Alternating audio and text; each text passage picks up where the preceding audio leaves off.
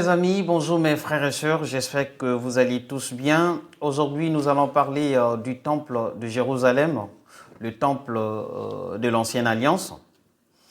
Et par la grâce de Dieu, nous allons essayer de comprendre ce qu'il en est aujourd'hui des temples qui poussent comme des champignons. Nous allons voir que le temple de l'Ancienne Alliance était un temple qui a été construit d'abord et avant tout sur instruction des dieux. Nous savons tous que c'est David qui eut en fait cette intention de construire le temple au nom des dieux.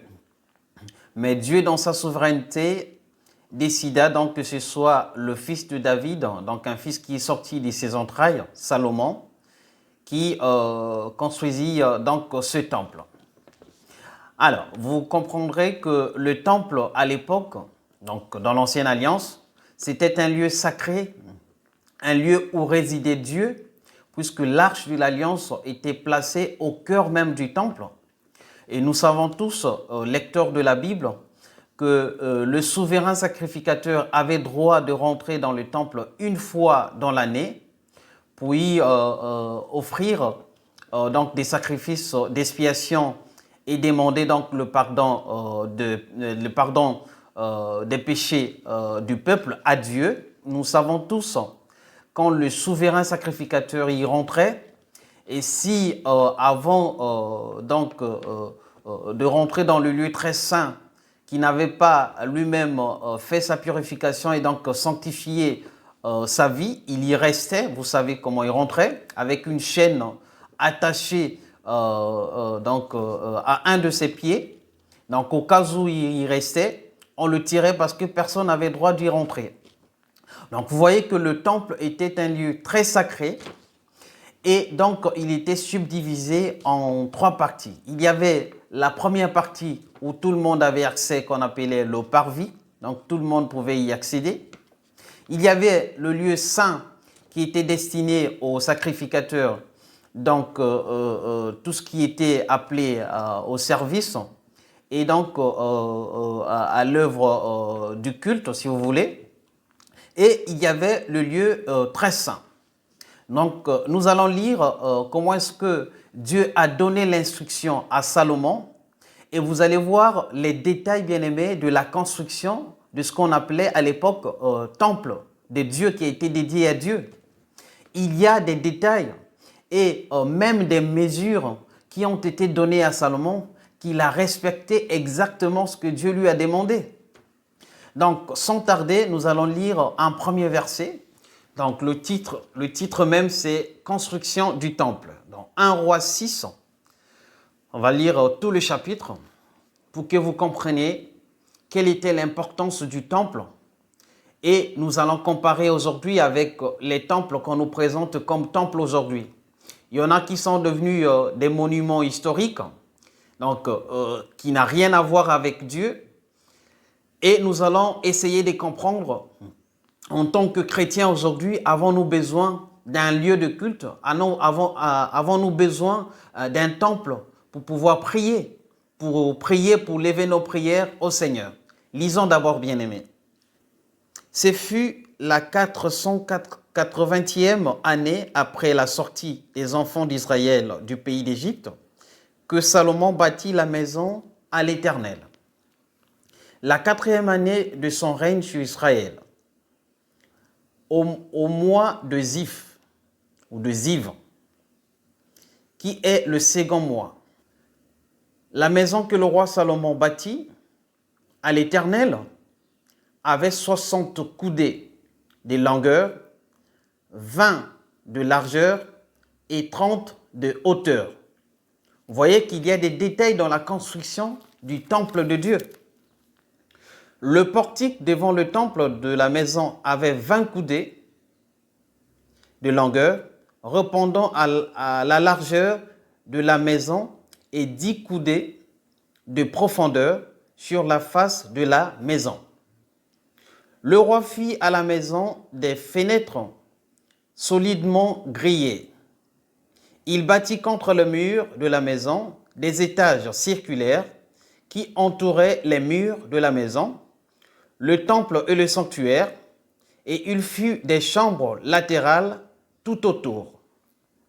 L'étage inférieur était large de 5 coudées, celui du milieu de 6 coudées et le troisième de 7 coudées, car il ménagea des retraites à la maison tout autour, en dehors, afin que la charpente n'entrât pas dans les murs de la maison.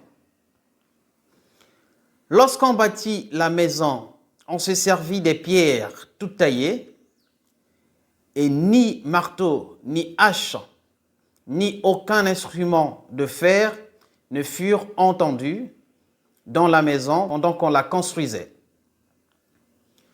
L'entrée des chambres de l'étage inférieur était au côté droit de la maison. On monta à l'étage du milieu par un escalier tournant et de l'étage du milieu au troisième. Après avoir achevé de bâtir la maison, Salomon la couvrit de planches et de poutres de cèdre. Il donna 5 coudées de hauteur à chacun des étages qui entouraient toute la maison, et il les lia à la maison par des bois de cèdre. L'Éternel adressa la parole à Salomon et lui dit, tu bâtis cette maison. Si tu marches selon mes lois, si tu pratiques mes ordonnances, si tu observes et suis tous mes commandements, j'accomplirai à ton égard la promesse que j'ai faite à David, ton père. J'habiterai au milieu des enfants d'Israël, je n'abandonnerai point mon peuple d'Israël. Et après avoir achevé de bâtir la maison, Salomon en revêtut l'intérieur et les murs de planches, de cèdre, depuis le sol jusqu'au plafond. Bon, on peut s'arrêter là, bien-aimé. Pour vous montrer que la construction du temple à l'époque était sur instruction des dieux. Ce n'était pas quelqu'un qui pouvait s'élever d'un bon matin et décider qu'il va en construire au nom des dieux. Parce qu'à l'époque, vous savez, Dieu marchait avec le peuple d'Israël au travers de l'arche de l'Alliance. Et donc, le temple qui devait être dédié à Dieu était un temple qui était construit sur instruction des dieux déjà, avec des mesures qui ont été données par Dieu. Donc, cela a été fait avec soin. Mais aujourd'hui, bien-aimés, qu'est-ce que nous observons? Nous avons observé en fait une copie des Écritures, des gens qui n'ont pas compris pourquoi donc il y avait un lieu, si vous voulez, un lieu de culte. Et donc les gens s'inspirent de façon, je dirais, erronée et décident de construire des temples par-ci, par-là. Bien-aimés, ce que vous devez savoir, c'est que dans l'Ancienne Alliance, il fallait justement qu'il y ait un temple. Parce que Dieu était représenté, il y avait une représentation, d'accord? Et comme vous le savez, l'Ancienne Alliance n'est que l'ombre des choses à venir. Il fallait que la loi soit accomplie. Et donc, il y avait un temple où les enfants d'Israël pouvaient lever les offrandes, pouvaient donc faire leurs vœux, leurs prières à un endroit qui a été sanctifié, qui a été sacrifié pour cela, qu'on appelait donc le temple. Or, aujourd'hui, Jésus-Christ étant manifesté en nous, nous n'avons plus besoin d'un lieu de culte, nous n'avons plus besoin du temple. Hier, le temple qui était très important pour le lieu d'adoration, hier, le temple qui était très important pour recevoir les offrandes, est devenu aujourd'hui, notre corps est devenu aujourd'hui, nous-mêmes, nous sommes devenus le temple de Dieu. C'est pour cela, la Bible dit, ne savez-vous pas que vous êtes le temple de Dieu et que le Saint-Esprit habite en vous? Souvenez-vous, je vous ai dit d'entrée de jeu que le temple revêtait la présence de Dieu et la puissance de Dieu et que le souverain sacrificateur, pour y rentrer, pour aller offrir des sacrifices, et s'il n'était pas, n'est-ce pas, à sanctifier lui-même, il y restait, il mourait. Vous voyez? Donc aujourd'hui, le temple de Dieu, c'est toi et moi, bien-aimés. Donc le daddy qui t'appelle, qui t'incite à investir pour la construction d'un temple, ceci n'a plus d'importance. Ceci n'a pas de sens, bien-aimés. Le temple aujourd'hui, c'est toi et moi. Nous devons nous conformer à la parole de Dieu, marcher selon la parole de Dieu. C'est ainsi que nous allons vivre les promesses de Dieu. Ce n'est pas en construisant des maisons de 20 000 places, ce n'est pas en construisant des étages et en pensant qu'en faisant ceci, nous sommes en train de construire un temple. Ça n'a rien à voir. La Bible dit que Dieu n'habite pas dans des maisons faites des mains d'hommes. Dieu n'y est pas. Raison pour laquelle vous allez comprendre que dans ces milieux-là, le temple, en réalité, n'appartient pas à Dieu, comme ils nous font croire, ou ils nous présentent. Mais le temple appartient au daddy, au fondateur.